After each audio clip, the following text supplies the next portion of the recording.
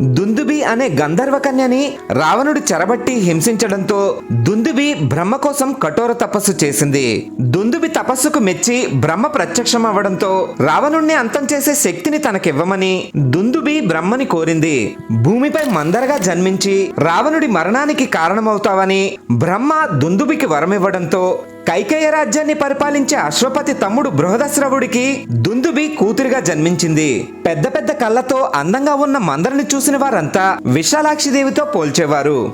జీవితాంతం అంతే అందంగా ఉండాలనే కోరికతో కొన్ని వనమూలికల్ని రసంగా చేసుకుని తాగేసింది. దాంతో యవ్వనంలోనే మందరికి ముసలితనం వచ్చేసింది. ముసలితనం వల్ల పెళ్లి కాకుండా ఇంట్లోనే ఉంటూ అసూయ ద్వేషాలతో రగిలిపోతున్న మందర దశరథుడితో కైకేయి వివాహం జరిగిన తర్వాత కైకేయి వెంట అయోధ్యకి వెళ్ళింది.